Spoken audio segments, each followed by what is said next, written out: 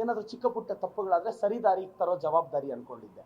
ಆದರೆ ಅವ್ರು ಆ ಕೆಲಸ ಬಿಟ್ಟು ಈ ಜಾತಕ ಹೇಳೋದು, ಜ್ಯೋತಿಷ್ಯ ಹೇಳೋದು ಭಾಳ ಖುಷಿ ಆಯಿತು. ಆದರೂ ಅವ್ರ ಟ್ಯಾಲೆಂಟ್ ಅಪ್ರಿಷಿಯೇಟ್ ಮಾಡ್ತಾ, ಅಶೋಕಣ್ಣ ವಿಜಯೇಂದ್ರ ಅವ್ರ ಭವಿಷ್ಯ ಏನಾಗ್ಬೋದು ಅಂತ ಅದು ಸ್ವಲ್ಪ ಜ್ಯೋತಿಷ್ಯ ಹೇಳಿದ್ರೆ ಕೇಳಿಸ್ಕೊತೀವಿ, ಯತ್ನಾಳ್ ಅವ್ರ ಭವಿಷ್ಯ ಏನಾಗುತ್ತೆ ಅಂತ ಅದು ಸ್ವಲ್ಪ ಜ್ಯೋತಿಷ್ಯ ಹೇಳಿದ್ರೆ ಅದನ್ನು ಕೇಳಿಸ್ಕೊತೀವಿ.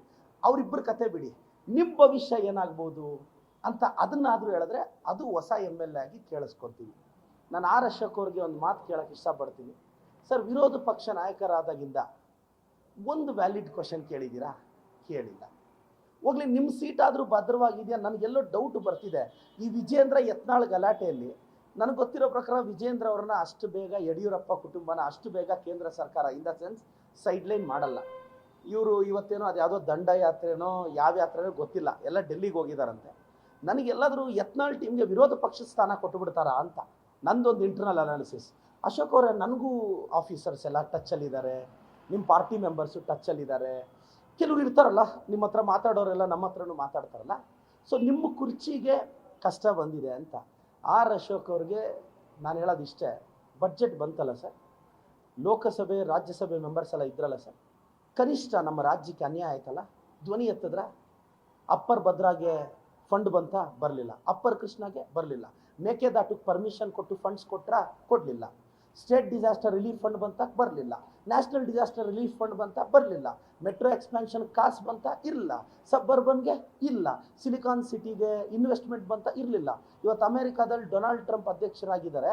ಇವತ್ತು ಅದಕ್ಕೆ ಪ್ಯಾರಲಲ್ ಆಗಿ ಡಿ ಹೊಡೆಯೋ ತಾಕತ್ತಿದ್ರೆ ಅದು ನಮ್ಮ ಬೆಂಗಳೂರಿಗೆ. ಇನ್ವೆಸ್ಟ್ಮೆಂಟ್ ಬಗ್ಗೆ ಯೋಚನೆ ಮಾಡಿದ್ರೆ ಮಾಡಲಿಲ್ಲ. ಗಾರ್ಡನ್ ಸಿಟಿ, ಸಿಲಿಕಾನ್ ಸಿಟಿನ ನೆಗ್ಲೆಕ್ಟ್ ಮಾಡಿದ್ರಿ. ಇವತ್ತು ಯಾವುದಕ್ಕೆ ಕಾಸು ಕೊಟ್ಟಿದ್ದೀರಾ? 15th ಫೈನಾನ್ಸ್ ಕಮಿಷನ್ 5,500 ಕೋಟಿ ಕೊಡಿ ಅಂತ ಹೇಳಿದ್ರೆ ಸೆಂಟ್ರಲ್ ಗೌರ್ಮೆಂಟ್ ಕೊಡ್ತಾನೆ ಇಲ್ಲ. ಅದನ್ನೆಲ್ಲ ಪಕ್ಕಕ್ಕಿಡೋಣ.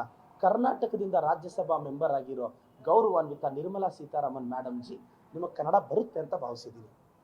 ನೀವು ಕರ್ನಾಟಕದಿಂದ ಓದೋರು, ನಾನು ನಿಮ್ಮ ಭಾಷಣ ನೋಡುವಾಗ ಒಬ್ಬ ಕನ್ನಡಿಗನಾಗಿ ನಿಮ್ಮ ಬಗ್ಗೆ ನನಗೆ ಗೌರವ ಆವತ್ತೂ ಇದೆ, ಇವತ್ತೂ ಇದೆ, ಯಾವತ್ತೂ ಇರುತ್ತೆ. ಆದರೆ ನೀವು ಕನ್ನಡದಲ್ಲಿ ಭಾಷಣ ಸ್ಟಾರ್ಟ್ ಮಾಡಿ ಕರ್ನಾಟಕಕ್ಕೆ ಆದ್ಯತೆ ಕೊಡಬೇಕಾಗಿತ್ತು. ತಾವು ಕೊಡಲಿಲ್ಲ, ತಾವು ಫೇಲ್ ಆದ್ರಿ. ಅಟ್ಲೀಸ್ಟ್ ಕರ್ನಾಟಕದ ಋಣ ಆದರೂ ತೀರಿಸ್ಬೇಕಲ್ವ ಮೇಡಮ್? ಋಣ ತೀರಿಸ್ಬೇಕಲ್ಲ. ಇಲ್ಲಿಂದ ಎಲೆಕ್ಟ್ ಆಗಿ ಹೋಗಿದ್ದೀರಾ? ಅದಿಲ್ಲ.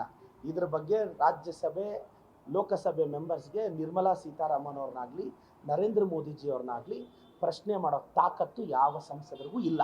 ಅವ್ರ ಮುಂದೆ ನಿಂತ್ಕೊಳ್ಳೋಕ್ಕೂ ಇವ್ರಿಗೆ ಭಯ. ಸೊ ಅಶೋಕ್ ಅವರಂತೂ ಇದ್ರ ಬಗ್ಗೆ ಏನು ಚಕಾರ ಎತ್ತಲ್ಲ. ನೀವೇನು ಅಶೋಕ್ ಸರ್ ಜಾತಕ ಹೇಳ್ಕೊಂಡೆ ಎದ್ದುಬಿಡ್ತೀರಾ, ಜ್ಯೋತಿಷ್ಯ ಹೇಳ್ಕೊಂಡೆ ಎದ್ದುಬಿಡ್ತೀರಾ? ಏನೋ ಅವ್ರ ಕುರ್ಚಿಗೆ ಏನಾದರೂ ಕಂಟಕ ಬಂದರೆ ಒಳ್ಳೆ ಸೀನಿಯರ್ ಪೊಲಿಟಿಷಿಯನ್ಸ್ಗೆ ಜಾತಕ ಜ್ಯೋತಿಷ್ಯ ಹೇಳೇ ಭವಿಷ್ಯ ಕಟ್ಕೊಳ್ಳೋಂಗಿದ್ದಾರೆ. ಬಟ್ ನಿಮ್ಮ ಹೊಸ ಪ್ರೊಫೆಷನ್ಗೆ ಆಲ್ ದಿ ಬೆಸ್ಟ್ ಸರ್.